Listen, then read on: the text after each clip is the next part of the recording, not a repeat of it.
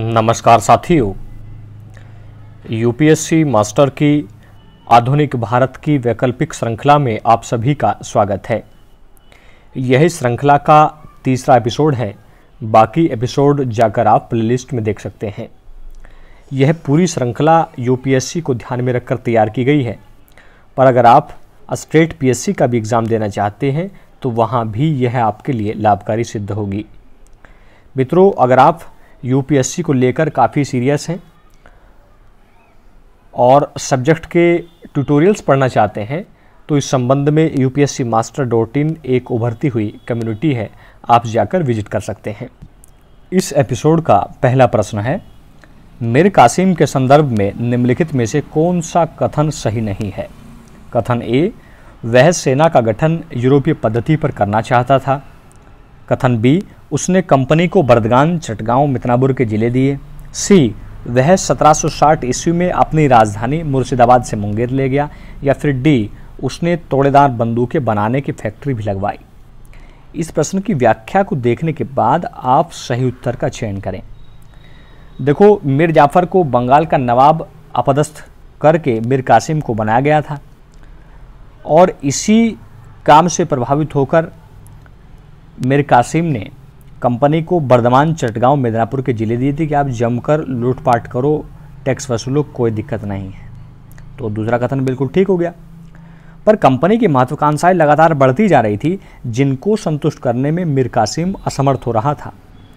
इसी को ध्यान में रखते हुए मीर कासिम ने 1762 में अपनी राजधानी मुर्शिदाबाद से मुंगेर स्थानांतरित की, जबकि प्रश्न में 1760 बताया गया। इसका मतलब सी गलत है।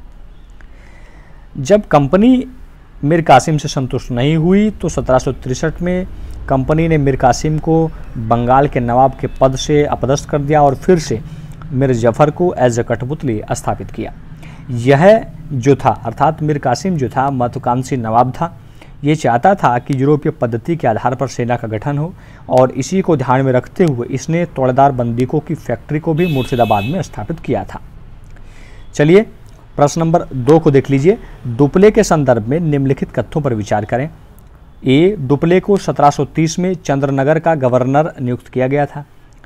बी, डुप्ले यूरोपीय सेनाओं को भारतीय राजदरबारों में भारतीय व्यय पर नियुक्त करवाने वाला और भारतीय राजनीति में हस्तक्षेप करवाने वाला पहला यूरोपियन था। आपको सही कथन की पहचान करनी है। केवल एक ए में है, बी केवल 2, सी 1 व बी दोनों, या फिर डी उपरोक्त में से कोई नहीं। देखिए, डुप्ले जो था वो फ्रांसीसी कंपनी का गवर्नर था। 1730 में इसे जर्मन चंद्रनगर का गवर्नर नियुक्त किया गया था। बच्चों, यही वो पहला यूरोपियंस था जिसने सहायक संधि की नींव रख दी थी। और मतलब इसने ये किया था कि भारतीय राजाओं को सेना किराए पर देता था, उनकी रक्षा की जिम्मेदारी उठाता था।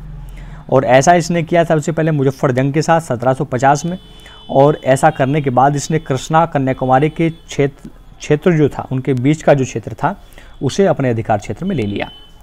इसी व्यवस्था को आगे संशोधित किया वेलेजली ने, और सहायक संधि के नाम से, जिसे हम हिस्ट्री में पढ़ते आते हैं। तो उम्मीद है पहला भी ठीक है और दूसरा भी ठीक है, तो विकल्प सी जो है इसका बिल्कुल ठीक है। प्रश्न नंबर 3, निम्नलिखित में से किस गवर्नर को मार्किस कहा गया है? ए, वेलेजली, बी, कॉर्नवालिस, सी, वारेन हेस्टिंग्स, या फिर डी, विलियम बेंटिक। बच्चों, चतुर्थ आंग्ल मैसूर युद्ध को अगर आप देखें उसके बाद ही आप इस प्रश्न का निर्धारण कर पाओगे। ये युद्ध हुआ था 1798-99 में, और इस युद्ध में एक पार्टी थी ईस्ट इंडिया कंपनी, वहीं दूसरी पार्टी था मैसूर राज्य। तो इस युद्ध के बाद मैसूर राज्य का अस्तित्व समाप्त हो गया था। ईस्ट इंडिया कंपनी का नेतृत्व कर रहे थे उस दौरान वेलेजली। वेलेजली ने इससे पहले अमेरिका में शिकस्त हासिल की थी, और ऐसा कहा जाता है कि जब आदमी को शिकस्त मिलती है तो बहुत सारे अनुभव आ जाते हैं। तो जो गलतियां उसने अमेरिका में की थी वो यहाँ नहीं दोहराई और मैसूर राज्य का अस्तित्व को समाप्त कर दिया। जो ब्रिटिश संसद थी काफ़ी प्रभावित हुई और इसे मार्किस की उपाधि से नवाजा। इसके बाद हम ये भी देखते हैं कि मैसूर पर अब तक फ्रांसीसी प्रभाव था, क्योंकि हैदर अली और टीपू सुल्तान का राज्य था, और ये प्रभाव भी समाप्त हो गया।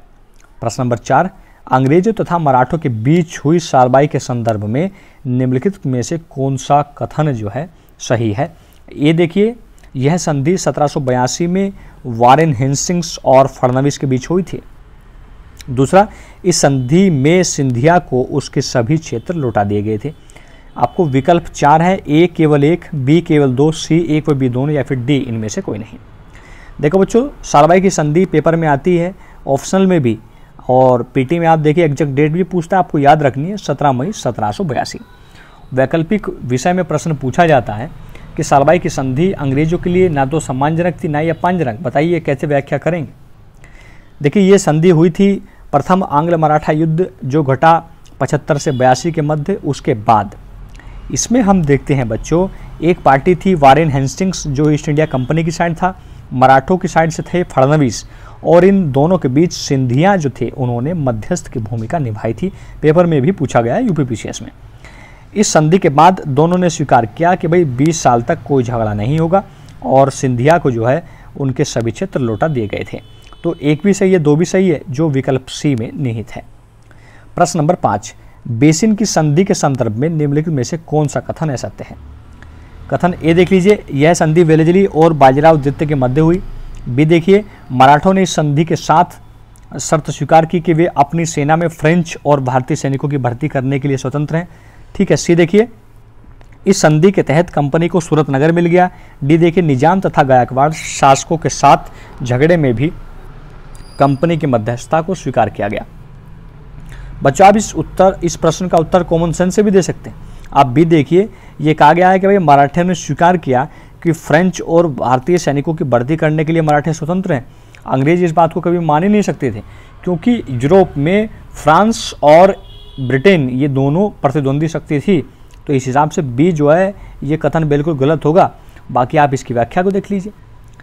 बच्चों, जो द्वितीय आंग्ल मराठा युद्ध हुआ 1803 से 5, वो प्रयास था वेलेजली का, और प्रयास जो था वो था फ्रांसीसियों के विस्तार को भारत में रोका जा सके।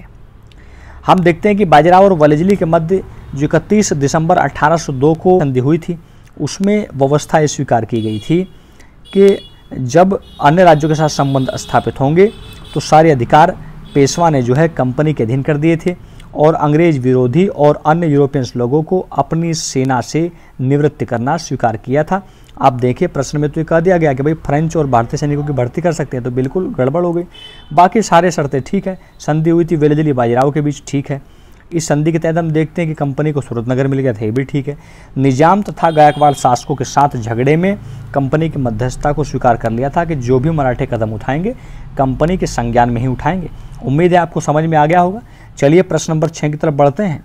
तृतीय आंग्ल मराठा युद्ध के संदर्भ में निम्नलिखित कथनों पर विचार करें। कथन 1, यह युद्ध के समय हेस्टिंग्स जो था वो कंपनी का गवर्नर था। दूसरा देखिए, हेस्टिंग्स के पिंडारियों के विरुद्ध अभियानों से मराठों के प्रभुत्व को चुनौती मिली, और यही इस युद्ध का तत्कालिक कारण भी था। आपको सही कथन की पहचान करनी है। ए केवल 1, बी केवल 2, सी 1 व बी दोनों, या फिर डी उपरोक्त में से कोई नहीं।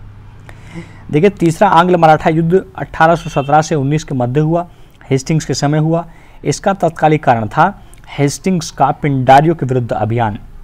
इस अभियान के दौरान हेस्टिंग्स ने पेशवा सिंधिया तथा भोंसले को अपमानजनक संधियां करने के लिए बाध्य किया।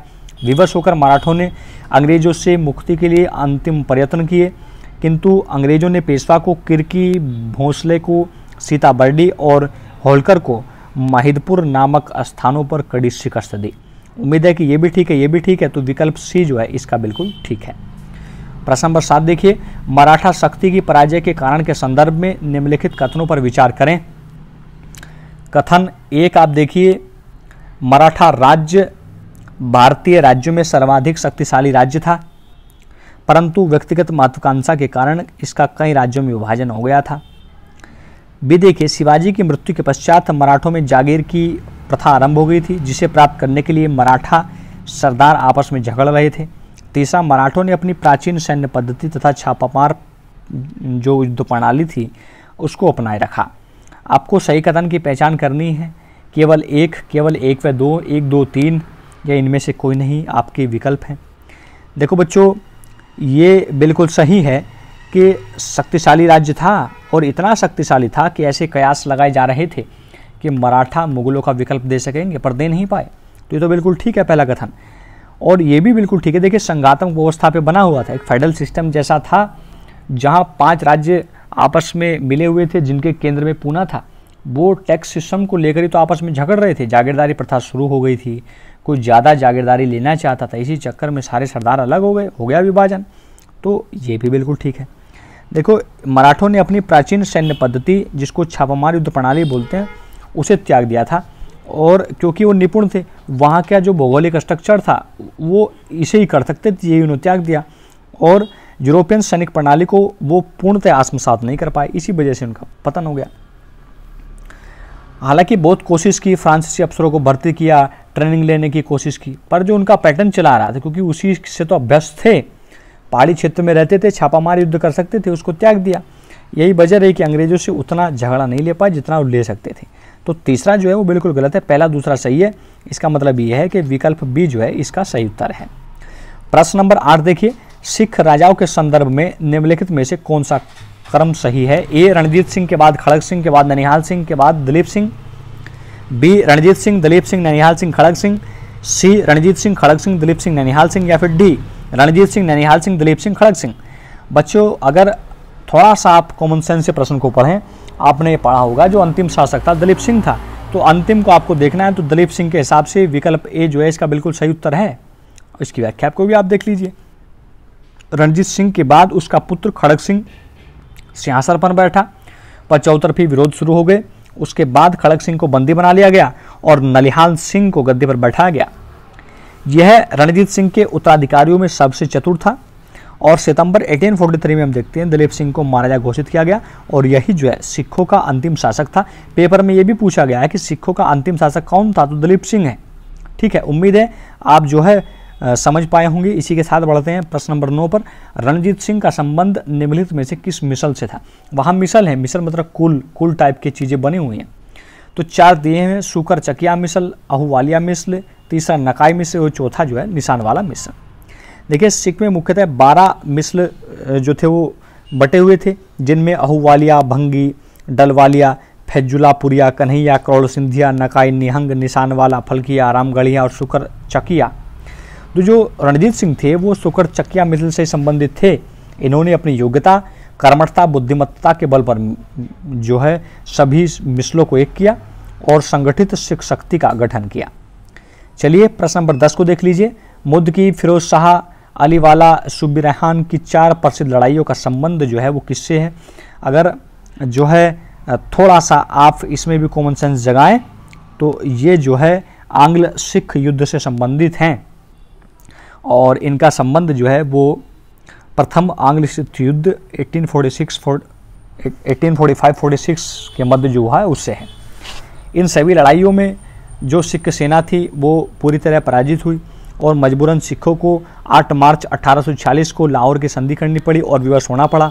अंग्रेजों ने इसी संधि के बदौलत लाहौर, जम्मू कश्मीर के क्षेत्रों पर अधिकार कर लिया। साथ ही सिखों की सेना में भी भारी कटौती को कर दिया और सिख कभी भी उभर नहीं पाए। इम्पोर्टेंट क्विज थी, उम्मीद है आपको रोचक लगी होगी। मिलते हैं नेक्स्ट क्विज में, तब तक के लिए जय हिंद, जय भारत, महाशक्ति भारत।